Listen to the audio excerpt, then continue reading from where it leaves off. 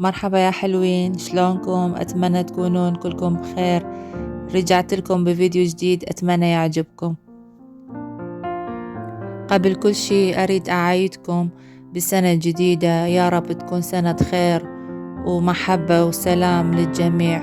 الله يحقق كل أمانيكم. ولو إجتي متأخرة ما قدرت أنزل الفيديو بوقتها لأن كنت شوية تعبانة، فمسجلته وهسه راح أنزله. كل عيد أشتري هدايا لعائلتي وهم هم يشترون إلي بالعيد يعني كل سنة، فحبيت أشاركها وياكم. مش جابوا لي هدايا هالسنة عائلتي، أولادي وأمي وزوجي. هنا أنا عندي الهدايا. أول شي هنا جابوا لي جنطة كبيرة وبداخلها جنطة يعني نفس العلامة أو نفس الموديل بس على صغيرة. هنا جايبي لي قوالب مال كوكيز. الأطفال جايبي لي إياها على مود أسويها للمعجنات وللكوكيز.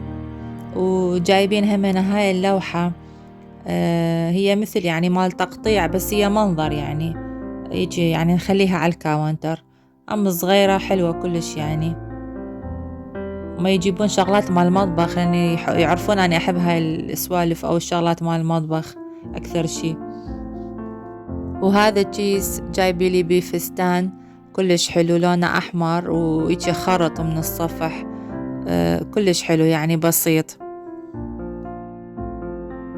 اللي ما يعرف أني متزوجة وعندي 4 أطفال، 2 ولد و2 بنات.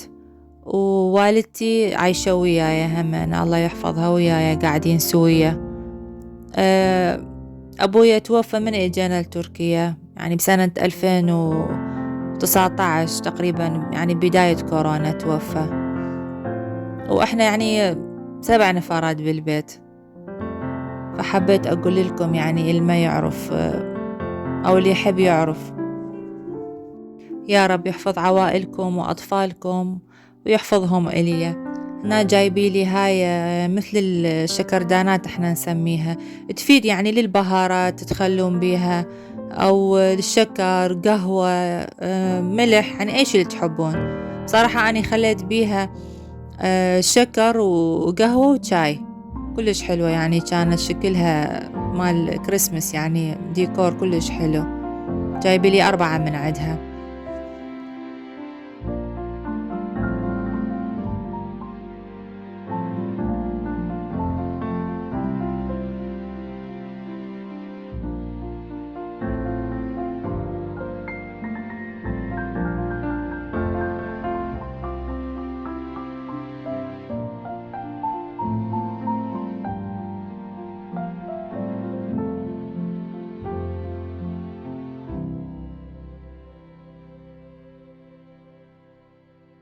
هنا أخير شي جابوا لي عطر كلش ريحته طيبة من إلسي، وراح أغسل هذولي اللي جابوا لي إياها على مود أنشفها وأخلي بيهم الشغلات يعني اللي أستخدمها. كلش حبيتهم. كانوا أطفالي صغار كل سنة كنت أجيب لهم أشتري لهم هدايا، وليلة العيد أخليها جوا الشجرة، أقول لهم هاي بابا نوئيل جابها إلكم.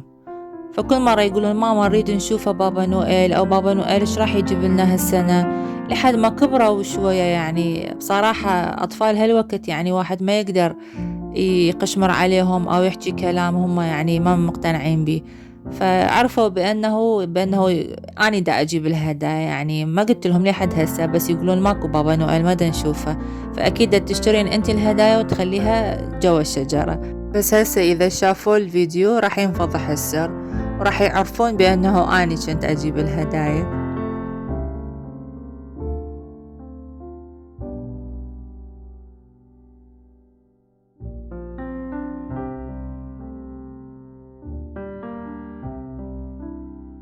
ورا ما غسلتها راح أنشفها وأبقيها على صفحة على مود تنشف زين.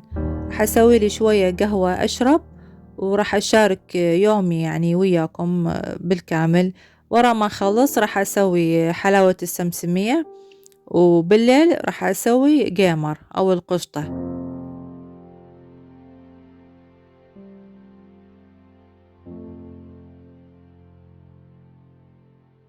هنا للحلاوة السمسمية راح أستخدم ربع استكان أو فنجان شكر، عسل أسود اللي هو دبس التمر أو عنب يعني حسب المتوفر، وربع استكان راشي، واستكان واحد راح أخلي جوز مقطع، كوبين سمسم، وملعقة صغيرة من الهيل مطحون.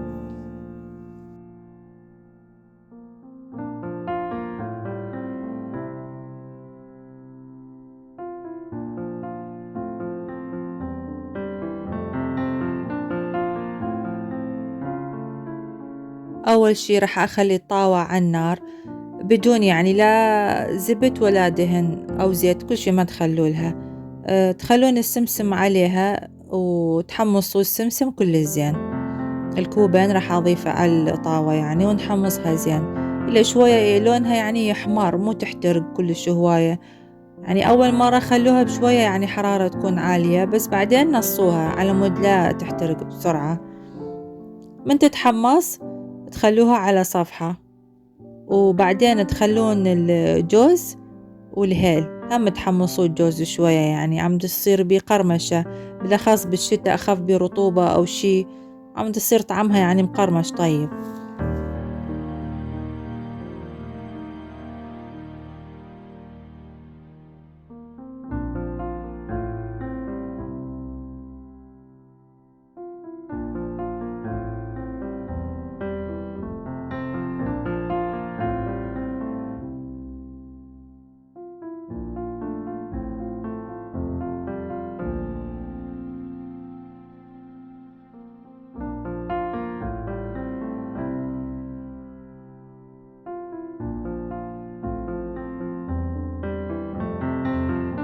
جربوها الطريقة كل سهلة وطيبة بنفس الوقت ومفيدة.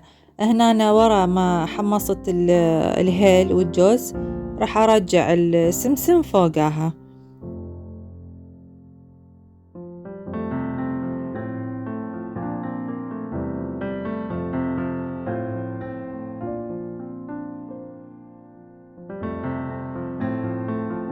هسه راح أجيب طاوة اللخ، خليت بيها الدبس أو العسل الأسود، وراح أخلي شكر الراشي يعني الطحينية يعني، فأخلطها شوية وبعدين أخلي الجوز والسمسم فوقها، يعني من شوية تفور أو يموع الشكر يعني، بس بحرارة مو كلش تكون عالية، وسط. تخلون الجوز والسمسم فوقها وتخلطوها إلى أن تتماسك وكل يعني الشغلات السائلة تدخل بالسمسم والجوز. بعدين تجيبون فد بايركس أو بلم أي شي اللي يكون عندكم يعني يكون مسطح، تخلون ورق الزبدة وتنزلون السمسمية عليها وهي تكون حارة على مود تكمش قالب.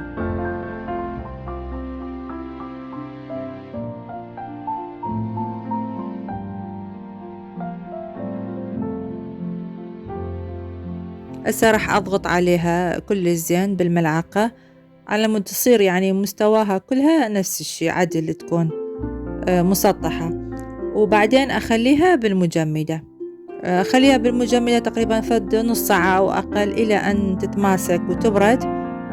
أول ما تطلعوها راح تطلع بسهولة من ورق الزبدة، وبعدين أنتوا تقدرون تقطعوها بالأشكال اللي أنتوا اللي تحبوها أو تريدوها.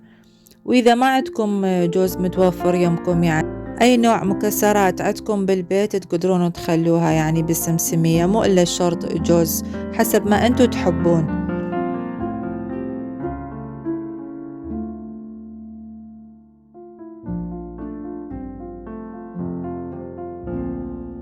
هذا هو شكلها ورا ما قطعتها، جربوها كلش راح تعجبكم.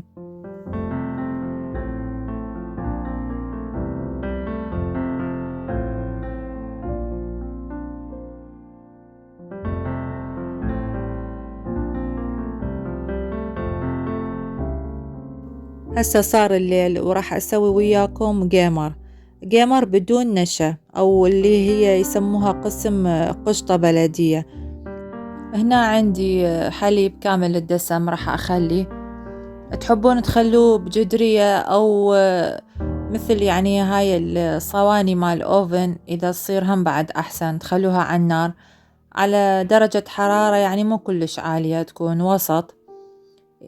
وعندي كريمة، إذا استخدمتوا مثلا 100 ملي حليب لازم تستخدمون 100 ملي كريمة، إذا 200 لازم 200 كريمة، يعني نص بنص تخلوها، أو نفس الشي تخلوها كلها بالجدرية أو صينية مال أوفن، هاي تكون مسطحة نفس اللي أنا دا استخدمها، كلها تخلوها وتخفقوها. يعني هسه راح اشوف لكم شلون تخفقوها. هنا يمنا ماكو حليب جاموس، اذا اكو حليب جاموس وهذا يعني بعد ماكو داعي تخلون لا كريمة ولا اي شي، هو بوحدة دهين ويكفي ويطلع كلش طيب. هاي الطريقة هم طيبة، بس لازم تخلون وياها كريمة لأن الحليب ما يكون دهن مثل حليب جاموس. أنا قبل منزلة فيديو طريقة عمل الجيمر، بس كنت مخلية وياه نشا. هذيك الطريقة، هاي الطريقة ما بيها نشا، بس حليب كامل الدسم وكريمة. أي شي تستخدموه تخلوه على النار، تكون درجة حرارة وسط مثل ما قلت.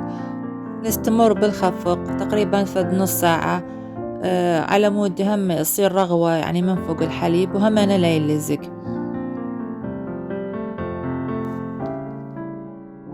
إذا حبيتوا تسوون الجيمر لازم تسووه بالليل، يبرد شوية وتخلوه بالثلاجة بدون ما تغطوه، وثاني يوم تقطعوها وتصير يعني جاهزة للأكل، تكمش نفسها زين يعني من تبرد.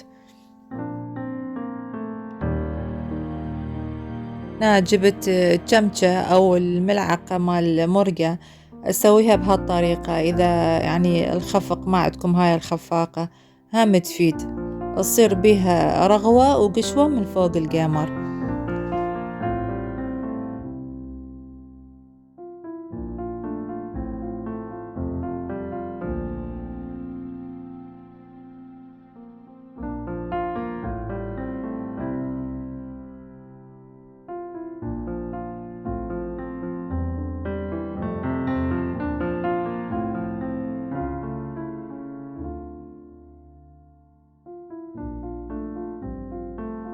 هنا ورا ما خلصت الخفق راح أنصي النار كلش، يعني مثل الشمعة كلش هادئة تكون، وتبقى على النار تقريبا ساعة أو أكثر، على درجة حرارة كلش يعني ناصية تكون عليها عمود لا تحترق.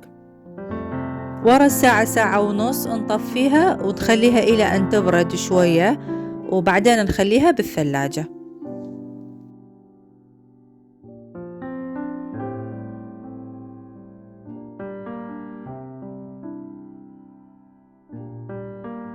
هنا عندي ثاني يوم الصبح طلعتها الجيمر من الثلاجة، وجبت سكينة راح أقص الحواف مالتها شوية يعني لأن تكون لازقة بالصينية الجيمر، وبعدين أقصها بالطول.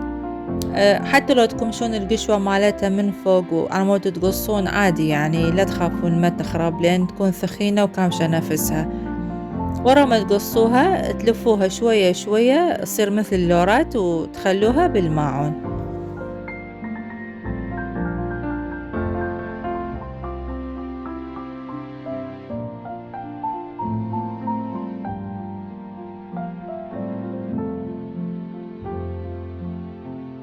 كم هذا الحليب اللي يبقى زايد من القمر تقدرون تستخدمون تسوون بيه لبن أو للمعجنات بنفس اليوم، أو تخلوه يعني بعلب تفرزوش وقت ما تحتاجون تطلعوه عادي، يعني ما عليه شي وكلش طيب يكون ما يخرب.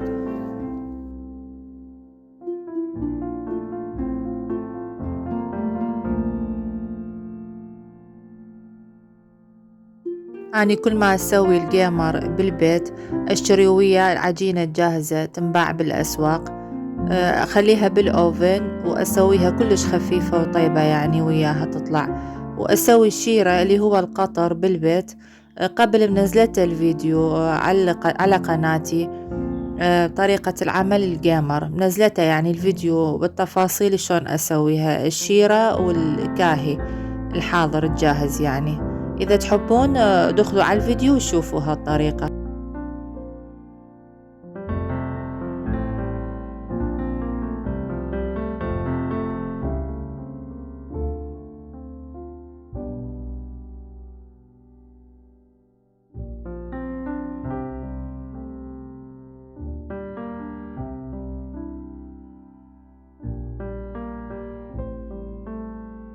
وهنا وصلنا حبايبي لنهاية الفيديو.